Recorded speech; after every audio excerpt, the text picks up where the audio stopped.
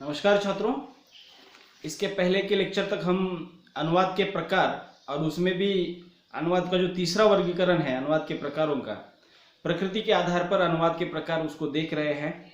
इसके पहले हमने साहित्यिक शैली के आधार पर अनुवाद के प्रकार, साहित्यिक विधा के आधार पर अनुवाद के प्रकार, और तीसरा जो आधार हमने अभी शुरू किया है अनुवाद प्रकृति के आधार पर अनुवाद के प्रकार। इसमें हमने अब तक लगभग 4-5 प्रकार देखे हैं। मूलनिष्ठ अनुवाद, मूल मुक्त अनुवाद, शब्दानुवाद, भावानुवाद और छायानुवाद, ये लगभग हमारे हो चुके हैं। अब वहाँ से आगे के जो प्रकार है मैं थोड़ा सा इस लेक्चर में आपको बताऊंगा, इसका विश्लेषण भी मैं आपके सामने रखूंगा। देखिए, शब्दानुवाद हुआ है, भावानुवाद हुआ है और छायानुवाद हुआ है।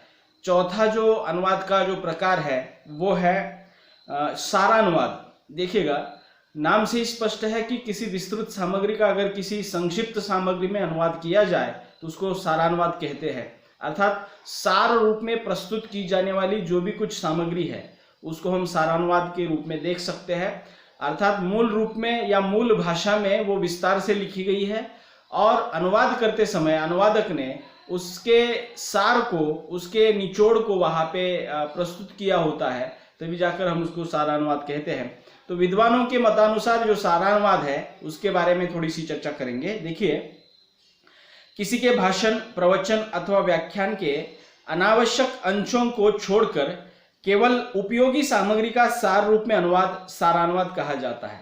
मैंने अभी जी कहा था कि मूल में जो सामग्री विस्तार से लिखी गई है, जिसमें बहुत ही विस्तार पूर्वक बातें कही गई होती है, उसमें किसी का भाषण हो सकता है, किसी का प्रवचन हो सकता है या किसी का व्याख्यान हो सकता है, और उस व्याख्यान को, इस भाषण को या उस प्रवचन को, उसके अनावश्यक भागों को या अनावश्यक हिस्सों को अगर वहां से हटा दिया जाता है और उस व्याख्यान के, उस भाषण की मुख्य बातों को सार के रूप में वहां पे अगर प्रस्तुत किया जाता है तो ये सारानुवाद कहा जाता है।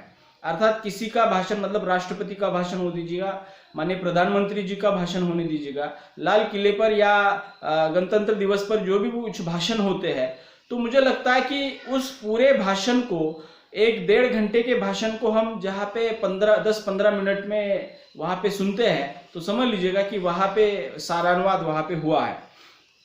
अर्थात किसी के भाषण, प्रवचन अथवा व्याख्यान के अनावश्यक अंशों को छोड़कर केवल उपयोगी सामग्री का सार रूप में अनुवाद सारानुवाद कहा जाता है।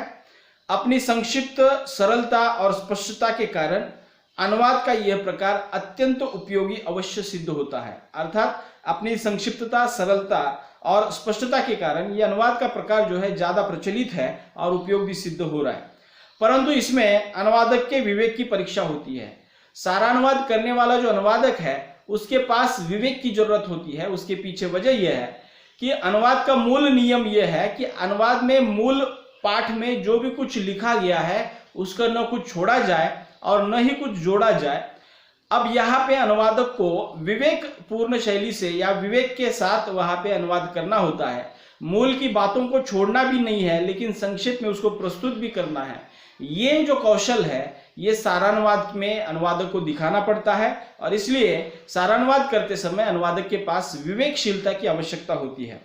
यदि अनुवादक त्याग और ग्रहण में विवेक का प्रयोग नहीं कर पाता तो संभव है कि उपयोगी अंश छूट जाए। अर्थात वहां पे अगर अनुवादक ने ठीक तरह से विवेकशीलता से काम नहीं लिया तो वहां पे हो सकता है कि उस भाषण से, उस व्याख्यान से उपयोगी अंश जो है छूट भी सकते हैं और ये अनुवाद जो है अनुपयोगी वहां पे हो जाएगा। मतलब सारानुवाद की व्याख्या ही कहती है कि जो मुख्य बातों को वहां पे दूसरी भाषा में लिखा जाता है उसको सारानुवाद कहा जाता है।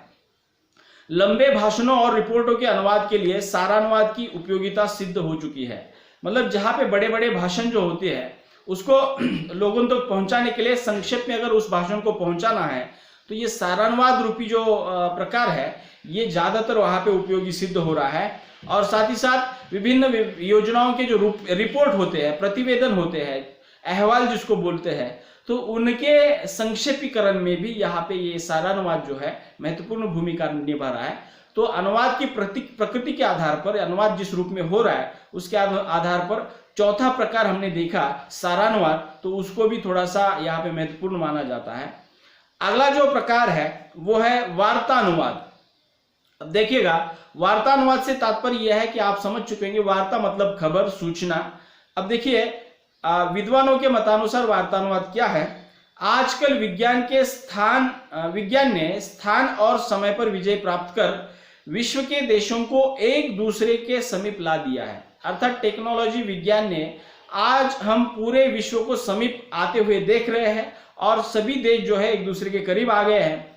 दो भिन्न देशों के विशिष्ट व्यक्ति जब किसी एक समान हित के विषय पर बातचीत करने के लिए आपस में मिलते हैं तो दोनों एक दूसरे की भाषा से अपरिचित होते हैं। देखिएगा, हमारे प्रधानमंत्री अगर किसी जर्मनी के या किसी जापान के दौरे पर चले जाते हैं तो वहां पे दोनों की भाषाएं अलग अलग है। जापान की जापानी है और हमारी हिंदी भाषा है, तो दोनों भी प्रधानमंत्री जो है अपने अपनी भाषा को लेकर मतलब एक दूसरे की भाषा को लेकर वहां पे अनभिज्ञ अपने आप को मानते हैं। तो भिन्न देशों की विशिष्ट व्यक्ति जब किसी एक समान हित के विषय पर या अंतर्राष्ट्रीय सुरक्षा के मुद्दे पर वहां पे बातचीत उनकी हो रही होती है तो उसमें आपस में मिलते हैं तो दोनों एक दूसरे की भाषा से अपरिचित होते हैं। उन्हें दोनों की भाषा समस्या को सुलझाने के लिए अनुवादक अपनी महत्वपूर्ण भूमिका निभाता है। अर्थात वहां पे भाषा की जो मर्यादा है या भाषा की जो सीमा है, वहां पे उस मसले को या उस समस्या को सुलझाने के लिए अनुवादक एक महत्वपूर्ण भूमिका निभाता है और वह एक की अपनी भाषा में कही बात को दूसरे की भाषा में अनुदित कर उसे बताता है। वहां पे दुभाषिया के रूप में कुछ व्यक्ति होते हैं।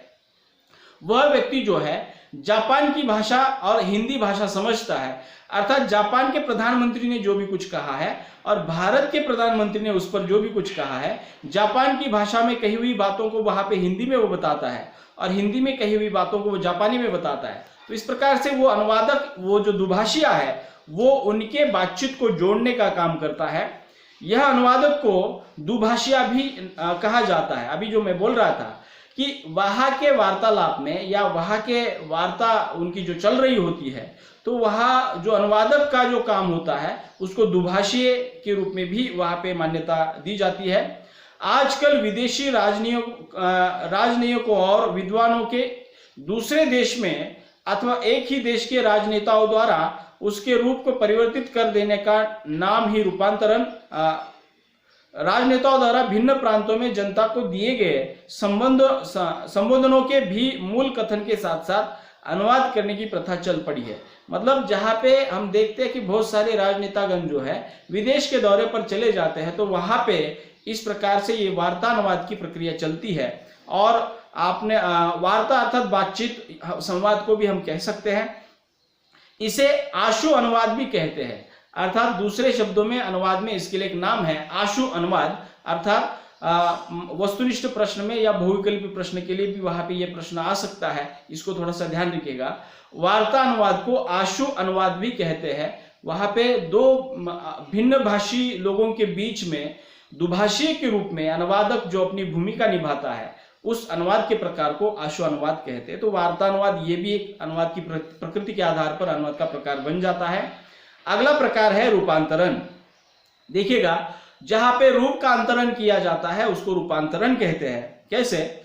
स्रोत भाषा के कथ्य को लक्ष्य भाषा में प्रस्तुत करते समय उसके रूप में अंतर ला देने अथवा उसके रूप को परिवर्तित कर देने का नाम ही रूपांतरण है। देखिएगा, स्रोत भाषा की सामग्री को लक्ष्य भाषा में प्रस्तुत करते समय उसके रूप ही बदल दिया जाता है, रूप को बदल दिया जाता है, उसके रूप में अंतरण किया जाता है और उसके रूप को परिवर्तित कर देने का नाम ही वहां पे रूपांतरण है। चेंज इन फॉर्म इसको अंग्रेजी में कहते हैं। अर्थात मान लीजिएगा कोई कविता के रूप में कुछ बातें कही गई है, अगर वही बात वहां पे कहानी के रूप में वहां पे रूपांतरित करना, इसको रूपांतरण कहेंगे, चेंज इन फॉर्म कहेंगे। या मान लीजिएगा कि कोई उपन्यास है और उस उपन्यास पर अगर कोई फिल्म बनती है तो समझ लीजिएगा कि वहां पे रूपांतरण रूपी अनुवाद जो है वहां पे हुआ है।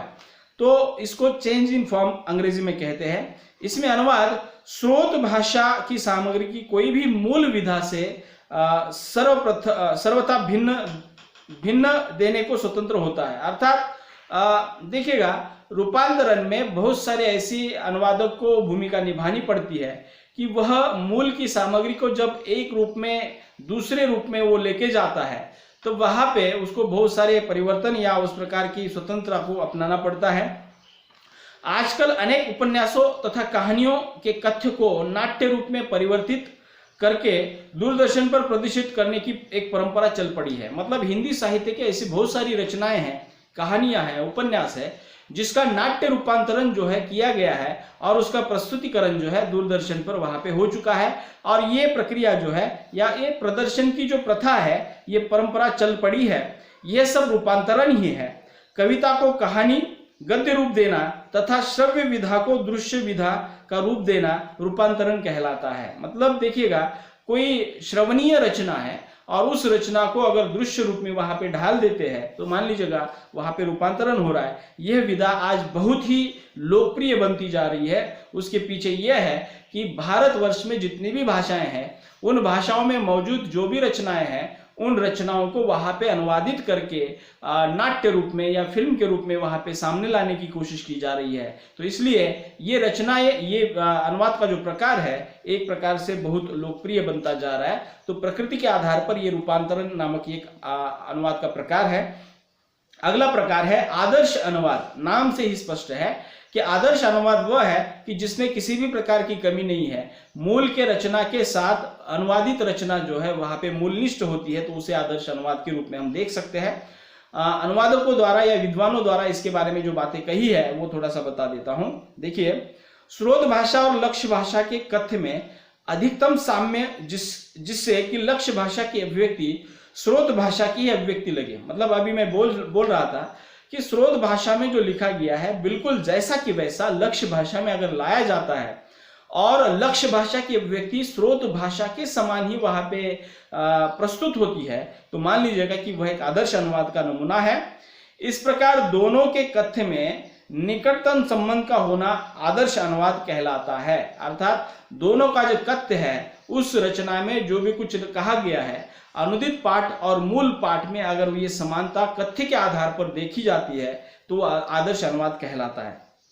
इसमें अनुवादक का यही प्रयास रहता है कि उसे उसके अनुवाद में सहजता, सरलता और प्रवाह के अतिरिक्त सौंदर्य का इस प्रकार समावेश हो कि उसका पाठक उसकी रचना से मूल रचना के पाठक के समान ही आनंद लाभ कर सके। मतलब मैं बोल रहा था कि मूल रचना के जो पाठक है, मतलब मराठी की कोई कहानी है और मराठी की कहानी को मराठी के पाठकों ने जब पढ़ा, उससे उस रचना से उनको जो आनंद मिला, वही आनंद अनुदित पाठ के पाठकों को अगर वहां पे मिलता है तो समझ लीजिएगा कि वहां पे ये आदर्श अनुवाद वहां पे होता है। इस दृष्टि से आदर्श अनुवाद का आदर्श वाक्य ही यही होता है, nothing to add, nothing to leave. अर्थात न कुछ छोड़ा जाए और न कुछ जोड़ा जाए। अंग्रेजी के रूप में अगर कहेंगे nothing to add, nothing to leave, मतलब न कुछ उसमें जोड़ा जाता है और न कुछ उसमें छोड़ा जाता है। अर्थात अनुवादक अपनी ओर से न कुछ जोड़ता है और न मूल की कथ्य की सामग्री से कुछ छोड़ता है। पश्चिमी विद्वानों ने आदर्श अनुवाद की सीरीज की सुई से तुलना की है। अर्थात आदर्श अनुवाद की जो तुलना जो है सिरिंज की सुई से तुलना की है। जिस प्रकार सुई शीशे से इंजेक्शन की दवा लेकर रोगी के शरीर में ज्यों की त्यों पहुंचा देती है, उसी प्रकार स्रोत भाषा के मूल कथ्य को लक्ष्य भाषा में ज्यों का त्यों पहुंचाने वाला अनुवादक ही आदर्श अनुवादक कहलाता है। इसमें उसकी भूमिका तटस्थ दर्शक की होती है। इसे क्या और कैसे कहा गया है, इससे लेना देना नहीं होता, उसे तो केवल ज्यों का त्यों उगलना होता है और इसी में उसकी सफलता और विशिष्टता निहित होती है। तो इस तरह से ये आदर्श अनुवाद की बातें हैं। मतलब पश्चिमी विद्वानों ने वहां पे एक उदाहरण देकर समझाया है कि सिरिंज के माध्यम से शरीर में जो दवा जो घुल मिल जाती है, तो उस प्रकार से मूल रचना में जो भी कुछ कहा गया है, उस रचना को वहां पे अनुवादक भली भांति ग्रहण करके लक्ष्य भाषा में वहां पे प्रस्तुत कर देता है। तो समझ लीजिएगा कि वह एक सफल अनुवाद या आदर्श अनुवाद के रूप में वहां पे प्रस्तुत होता है। अर्थात अनुवादक एक तटस्थ भूमिका निर्वाह करता है और ज्यों का त्यों प्रस्तुत करने में ही उसकी वहाँ पे सभी जो कार्य पद्धति जो है चल रही होती है। तो इस तरह से लगभग ये अनुवाद की प्रकृति के आधार पर 7-8 हमने अनुवाद के प्रकार देखे हैं। तो मुझे लगता है कि इसमें ज़्यादा कुछ कठिन नहीं है। आप इस लेक्चर को 1-2 बार सुनेंगे तो भी आपको ये समझ में आ जाएगा। अर्थात उस विधा या उस अनुवाद के स्वरूप के आधार पर, उस प्रकृति के आधार पर वहाँ पे अनुवाद को हम समझ सकते हैं कि वो अनुवाद किस प्रकार से किया जाता है या किस प्रकार का वो अनुवाद है। तो मुझे लगता है कि अनुवाद की प्रकृति के आधार पर ये अनुवाद के प्रकार जो है आपको समझ में आए होंगे। इसमें हमने अनुवाद के प्रकृति के आधार पर अनुवाद के प्रकार में कौन कौन से प्रकार देखे, फिर से एक बार दोहराता हूँ। देखिएगा, पहले तो विद्वानों ने उसको 2 रूपों में माना, एक तो मूल निष्ठ अनुवाद और दूसरा मूल मुक्त अनुवाद। उसके बाद अनेक उसके प्रकार जो आ जाते हैं प्रकृति के आधार पर, उसमें शब्दानुवाद आ जाता है, उसके बाद भावानुवाद आ जाता है, फिर छायानुवाद आ जाता है, फिर सारानुवाद आता है, वार्तानुवाद आता है, व्याख्यानुवाद आता है और फिर रूपांतरण आता है और आदर्श अनुवाद। इस प्रकार से ये अनुवाद के प्रकार है। तो मुझे लगता है कि आपको ये बातें समझ में आई होगी। अगले लेक्चर में मैं अगला जो वर्गीकरण है अनुवाद के प्रकारों का, उसको लेकर उपस्थित रहूंगा। तो मिलते हैं अगले लेक्चर में। धन्यवाद।